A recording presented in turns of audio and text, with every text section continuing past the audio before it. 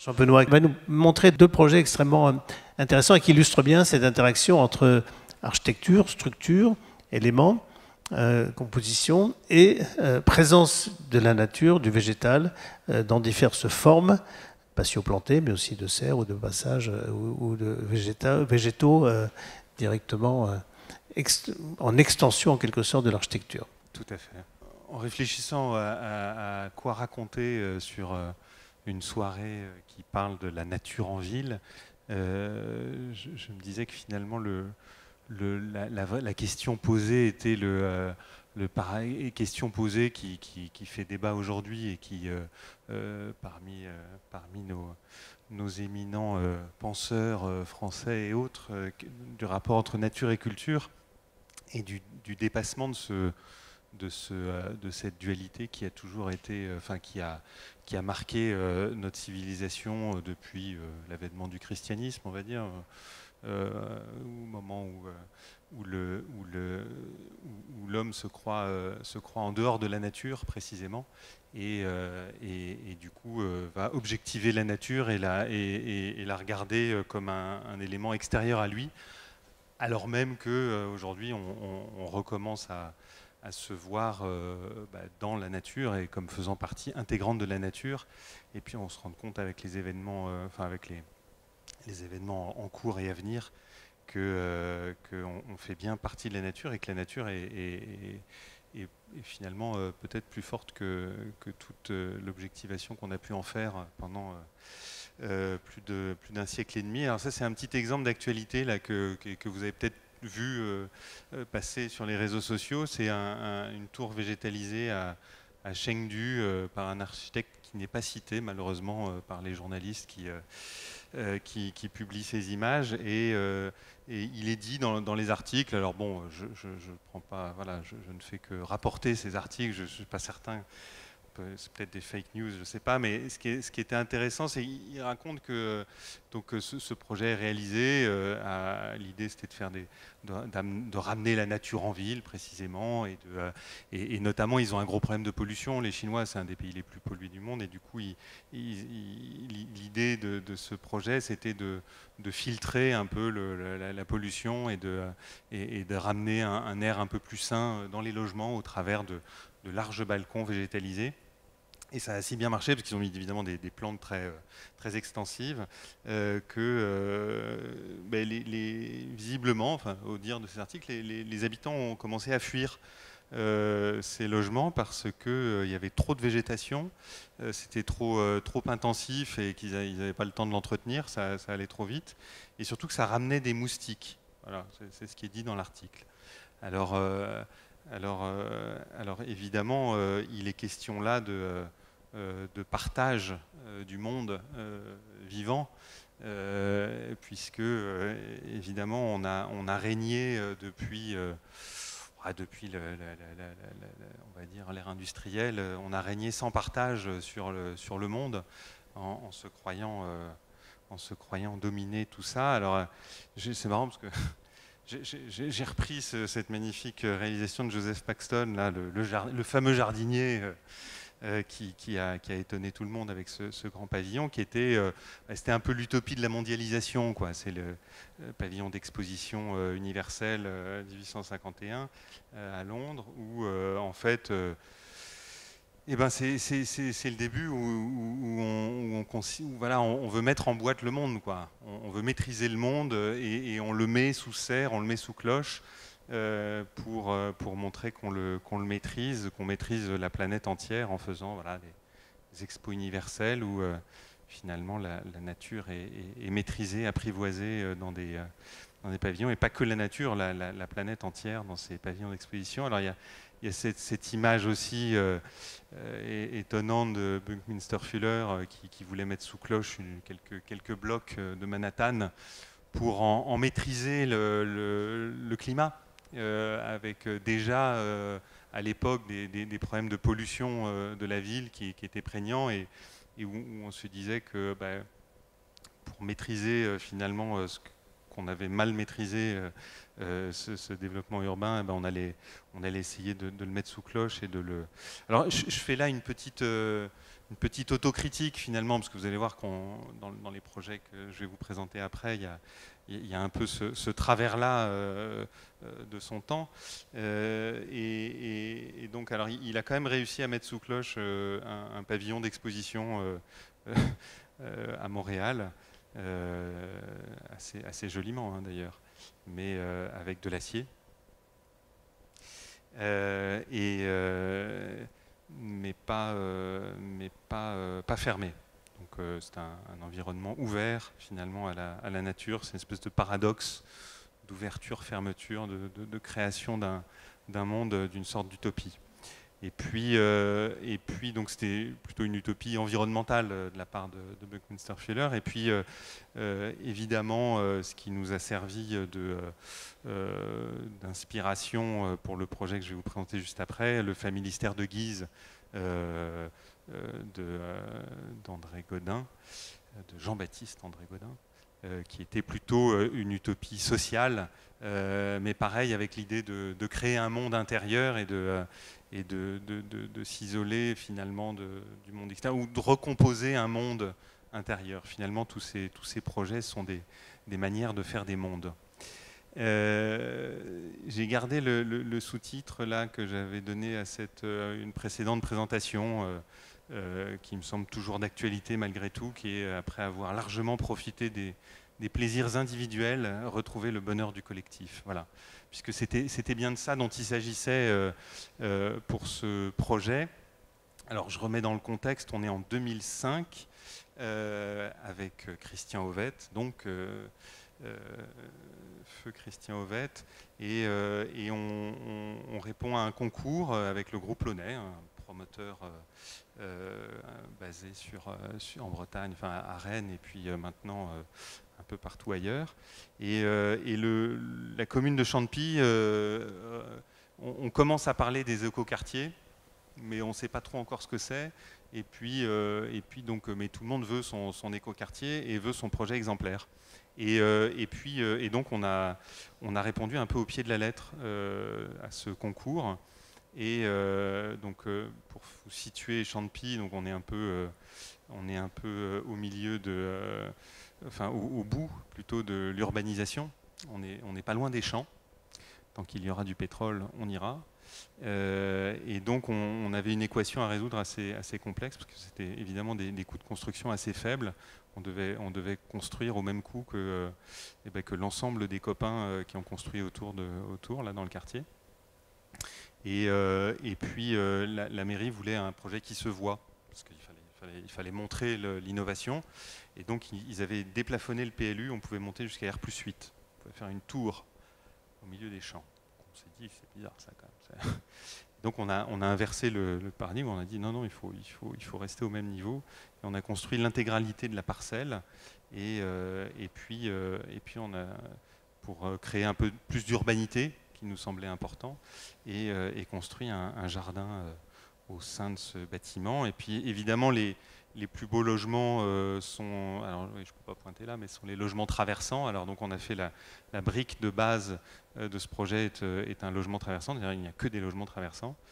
Et pour que ça fonctionne, il faut le distribuer par des coursives extérieures à l'air libre. Et les promoteurs ont horreur de ça, puisque évidemment il pleut, il fait froid, tout ça. Et donc on a couvert avec une serre ce truc d'un seul coup. C'était magique, puisque ça fait un jardin intérieur. Et puis quand on rentre chez soi, on touche les feuilles des arbres, et c'est formidable. Et puis en même temps, ça faisait donc ça mêlait à la fois une utopie sociale qui était de retrouver le bonheur de vivre ensemble, mais en même temps une utopie environnementale, puisque, alors ça c'est le logement, la brique de base là avec en fait la vraie innovation dans ce projet c'est le séjour traversant. C'est pas tellement le logement traversant, parce qu'on en voit souvent dans beaucoup de projets de logement, mais le séjour traversant, ça c'est pas facile à faire. Alors, on était en 2007, donc la réglementation PMR n'était pas encore aussi évoluée. Et donc, 2007, c'est la date du dépôt de permis de construire. Et donc, c'était encore assez facile de faire des séjours traversants. Et donc on avait, alors l'utopie sociale, c'était aussi de proposer dans ces modules 6 possibilités d'aménager le logement. Donc les gaines là dans ces 6 versions de logement gaines techniques sont toujours au même endroit. Donc on peut réaménager le logement dans la vie du bâtiment. C'est ce qui ça nous semblait important. Le dernier, à la droite de la dernière typologie, c'est les duplex qui sont en étage. Donc qu'on voit sur cette maquette là, qui est la seule vue aérienne du projet dont je disposais, qui vous montre un peu la globalité du projet. Donc le voilà construit. Donc c'est aussi une utopie environnementale dans la mesure où cette serre est fermée. Elle est ouvrable, mais elle est fermée pour agir de la même manière qu'une véranda en fait dans une maison individuelle, mais à l'échelle du collectif pour emmagasiner de la chaleur en hiver et la restituer dans les logements. Et en fait, je vais revenir. La moitié de l'air neuf des logements est puisé dans la serre, donc avec une température qui est à plus 6 degrés en hiver. Et alors quand on a fait ça, on était, quand je vous ai dit, on a répondu au pied de la lettre, c'est que quand on a présenté donc on a gagné le concours, la mairie était surpris à la fois de ne pas voir une tour. Alors on était mis en ballottage avec évidemment un projet des architectes qui avaient répondu à un autre pied de la lettre, mais qui avait fait une tour. Et puis donc on a gagné le concours et on a fait le premier rendez-vous avec le bureau de contrôle. Et puis on a un peu déchanté parce que le bureau de contrôle nous a dit mais vous êtes fous, quoi, on n'a pas le droit de faire un truc pareil, c'est absolument interdit par au moins 3 réglementations, la réglementation incendie, la réglementation sanitaire et la réglementation acoustique. Bonjour. Donc je ne me suis pas démonté, je lui ai dit mais c'est pas grave, on va demander des dérogations parce que c'est quand même, il faut pouvoir faire un projet pareil, c'est pas possible. Et on a mis 1 an et demi à obtenir, enfin à monter les dossiers, à trouver à qui il fallait demander, parce que quand on décrypte un peu dans le CCH, on se rend compte que dans les règles, on a le droit de demander des dérogations. Sauf que personne ne les demande jamais, parce que c'est voilà, c'est comme souvent dans ces textes, c'est un peu abscon. Puis j'ai téléphoné au ministère quand même un jour, je dis bonjour, j'aurais le formulaire pour une demande de dérogation. Puis voilà, bon, après c'était une aventure d'1 an et demi, on a été accompagné par le PUCA qui nous a pas mal aidé pour nous faire rencontrer les bonnes personnes et puis pour pouvoir réaliser ce projet. Alors la grosse inquiétude dans le projet évidemment c'était le confort d'été. Tout le monde disait mais au secours, ça va être une fournaise votre projet. Alors on a réussi à démontrer que non et on était très content à la livraison en 2012. 2005, 2012, 7 ans pour construire ce projet. Mais oui, il y a eu une crise immobilière entre les deux qui a reporté d'1 an la consultation des entreprises. Et en 2012, il y a eu un été un peu caniculaire et donc on a tous transpiré un peu aussi pour la chaleur qu'il faisait, mais aussi pour le projet. Et en fait, le confort d'été est plus qu'assuré, puisqu'en réalité, le dispositif est une espèce de machine climatique. En fait, il y a plein de dispositifs qui permettent de rafraîchir. Il y a d'abord la serre, c'est un effet de convection, donc évidemment ça chauffe, et c'est bien que ça chauffe parce que l'air chaud monte, et quand on ouvre les ventilations qui sont en partie basse, là on le voyait précédemment les ventelles, mais on a aussi des puits canadiens qui amènent de l'air frais, et bien ça crée un déplacement d'air, et donc ça fait un courant d'air naturel. L'air est rafraîchi par la végétation qui, là c'est une photo à la livraison. Vous verrez à la fin de mon exposé des photos plus récentes, mais c'était déjà assez végétalisé à la livraison, donc par le rafraîchissement adiabatique, donc c'est l'évapotranspiration de la photosynthèse des feuilles qui rafraîchit l'air. Et puis on a des stores, parce que le projet est couvert par une serre horticole. Jean-Louis parlait des serres horticoles, qui est une technique parfaitement maîtrisée, industrielle et éprouvée et efficace. Et donc il y a des stores qui sont alimentés, enfin qui sont commandés par des sondes qui permettent de s'abriter quand il y a trop de soleil.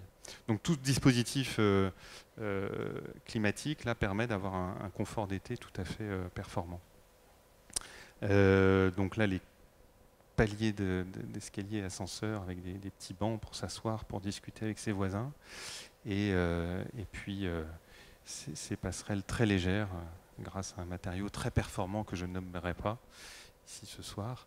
Et voilà, on voit les stores ici qui se déploient pour protéger de l'ensoleillement trop fort. Alors, donc le projet a été étudié par le CEREMA, qui était l'ancien CT, qui sont les ingénieurs d'État qui s'occupent de vérifier la conformité légale des projets, de tout projet. Vous pouvez vous faire contrôler demain par le CEREMA. Nous, on s'est fait contrôler parce qu'on demandait une dérogation, donc on savait qu'on allait l'avoir. Ils ont analysé tout le projet, trouvé que tout fonctionnait très bien. Il n'y avait qu'un défaut, c'était l'ombre portée des passerelles les unes sur les autres, là, qui apportait un peu trop d'ombre au logement du rez-de-chaussée.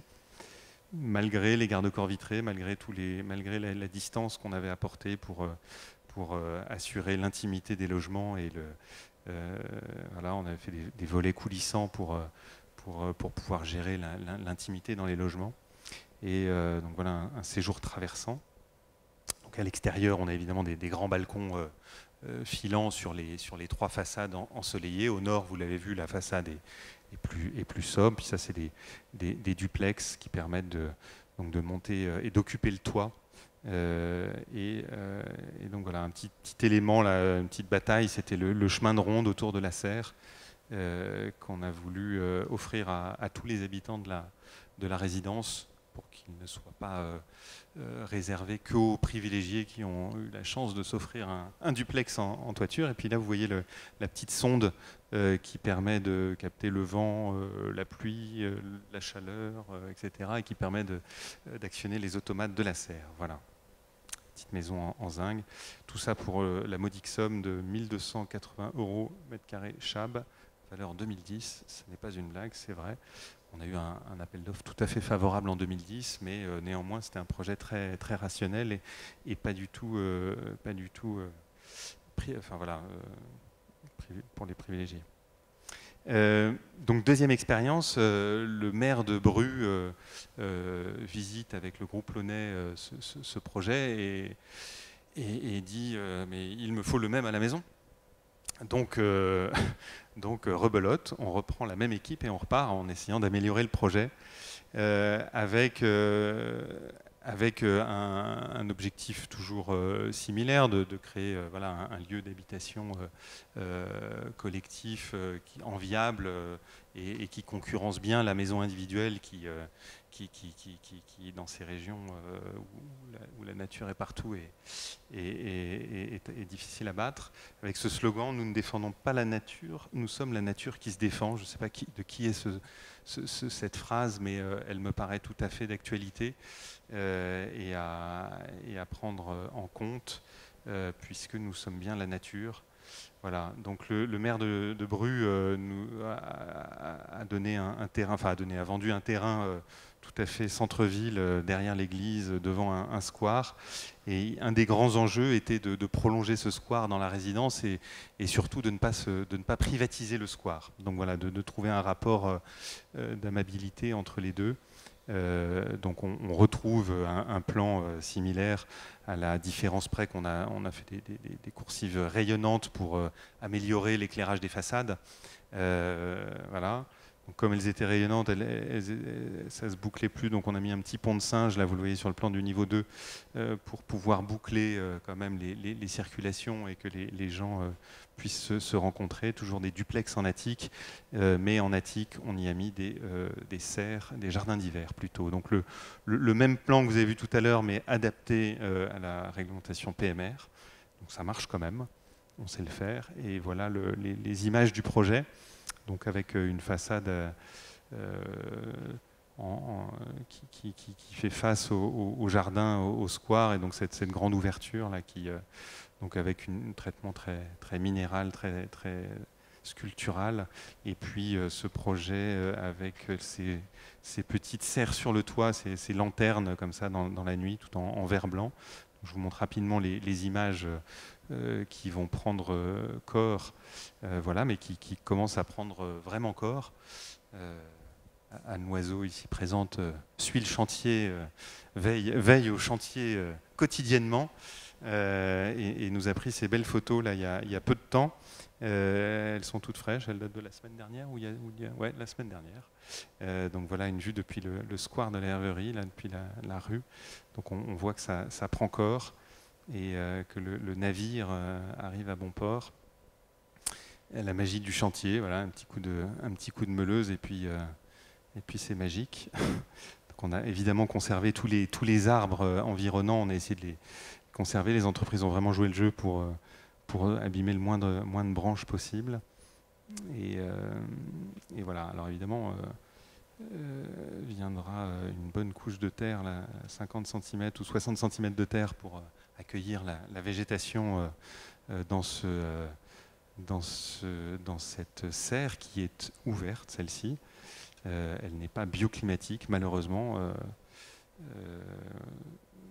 Je ne m'étendrai pas sur la question, mais voilà le pont de singe qui fait envie à tous les ouvriers, mais il n'y a pas encore les suspentes, donc on n'a pas le droit encore de l'emprunter. Et la salle commune, voilà. Donc ça c'était un des enjeux de ce projet-là par rapport au premier, qui était c'était d'apporter des éléments de programme complémentaires collectifs, donc avec une salle commune qui est sur le toit, des jardins collectifs, un concierge, voilà, tous des éléments qui permettent de faire vivre ce bel équipement. Et puis là, on voit la matrice de béton qui imite la pierre à merveille, et les jardins privatifs là, qui sont en train de recevoir la bonne couche de terre végétale pour pouvoir faire des potagers. Et ça, c'est un petit retour sur Champy. Quelques années après, ça c'était il y a 2 ans déjà, donc ça a dû encore pousser depuis. Mais donc par rapport aux photos que vous avez vues tout à l'heure, qui étaient des photos à la livraison, on voit que la nature s'y plaît bien. On aperçoit sur la cage d'escalier les kiwis qui montent, je crois aujourd'hui, jusqu'au dernier niveau. Donc ça c'est les kiwis on peut cueillir des kiwis dans les cages d'escalier. Et les fougères arborescentes qui se coupent à la machette pour se frayer un chemin dans cette belle résidence. Merci.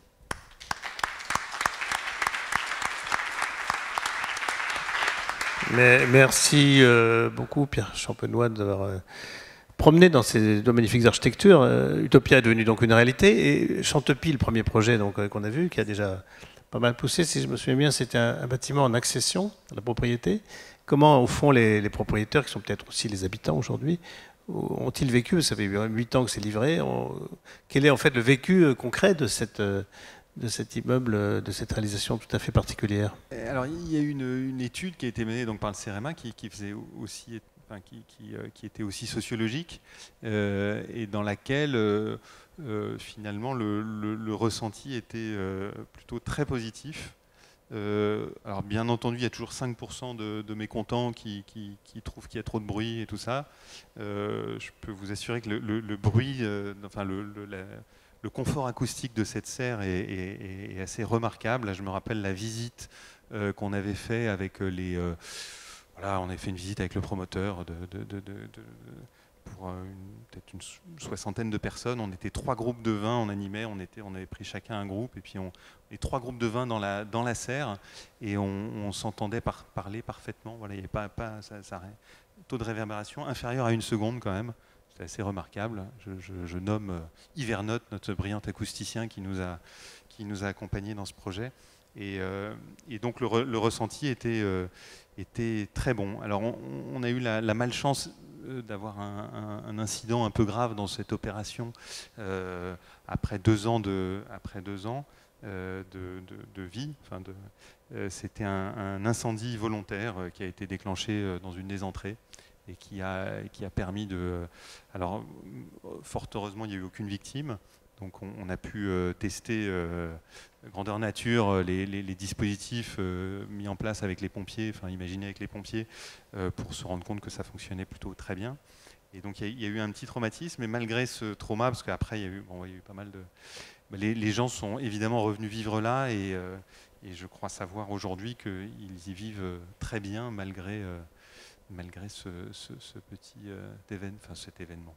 Voilà. Parfait, merci beaucoup.